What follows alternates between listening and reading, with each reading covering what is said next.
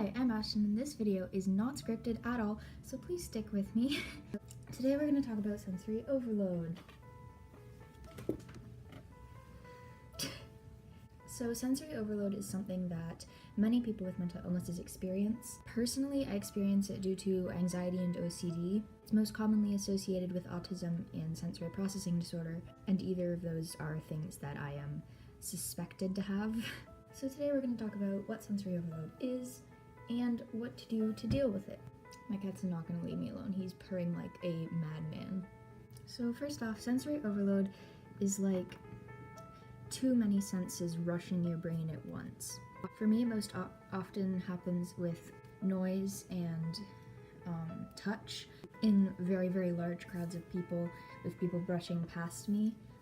I'll get really stressed out and have a Bear, you are just showing off your butt to the camera.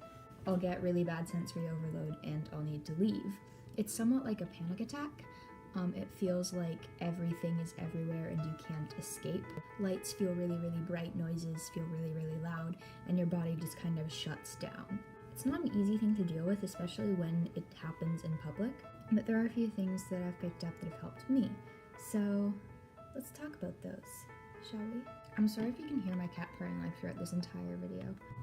My brother's taking a shower. This isn't gonna work. Okay, my brother's out of the shower now.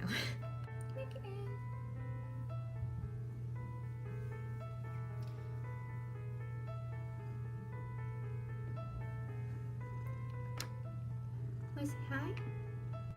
One of the best things you can do is learn how to avoid it. Learn what happens before, like if you know that around really bright lights you can get sensory overload, if you know that when a lot of things are touching you, you can get sensory overload. Kind of take that into account and be ready to, bolt or do whatever you need to do if/when it happens. If you're alone, turn off the lights, turn off all the noise, unless you like ambient noise in the background. I like to listen to like a generation of a cat purring.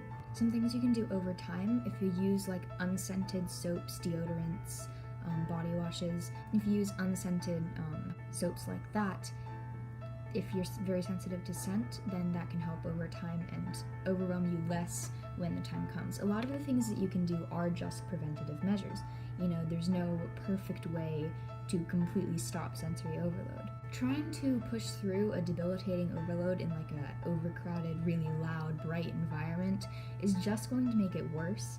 So if you can, do escape. I can't go to public bathrooms, but maybe you can, so go to a bathroom or leave the building and take some time to yourself, find a place with less light and less sounds, and focus on breathing for a while. If there's someone that you spend a lot of time around, like a important family member or significant other, then tell them about your sensory overload issues. Tell them what they can do to help, how to recognize when you're going into sensory overload, and what they can do when you are in sensory overload. A lot of people that don't know what it is will often, crowd around a person having a meltdown and touch them and ask if they're okay, and oftentimes that can just make it worse. I know when I'm having sensory overload and people are crowded around me trying to make sure I'm okay, it's just more overwhelming. So if you don't get overloads and you've ever done that, don't feel bad, just don't do it in the future, okay? Cool. Preparing like a little something to bring around with you when you go out or you're in an environment where I might overload here. Preparing a little something to bring with you can help a lot. Like if you have a favorite necklace or stuffed animal or a piece of fabric even that you can carry around and that's soft and really like calming to touch or smell, or if you have something you can watch or run your hand across, and you just focus really hard on that piece of sensory input as opposed to everything around you, that can help a lot too. One of the reasons I and a lot of people stim is to regulate sensory input, and stimming a lot with ways that you're comfortable with and ways that help you, that can help you avoid sensory overload.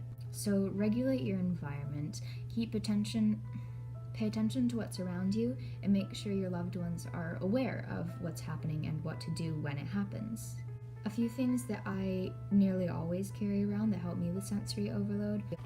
Well, one of them is this necklace, right?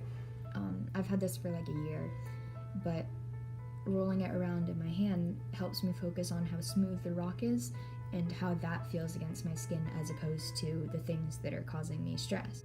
So overall, I guess remove yourself from the situation if you can. If you can't, then make sure people around you know what to do and aren't bothering you. Make sure your loved ones know what to do. And finally, be prepared. So before I go, a little update channel-wise. I haven't uploaded weekend videos in a while. I am, pretty busy with school right now. My AP exams are over, but I still have the main course exams, which I have 4 of. So once that's over, I will probably do that bath bomb self-care video I was talking about a while ago. Also, in 2 or 3 weeks, I'm heading off to camp, so I'll be away for 3 weeks, and unless I can manage to schedule videos, there won't be any videos at that time.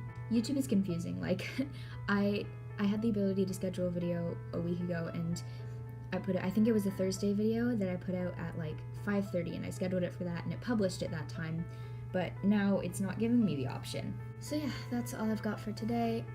I hope you enjoyed. Have a fantastic rest of your day, and I will talk to you later maybe.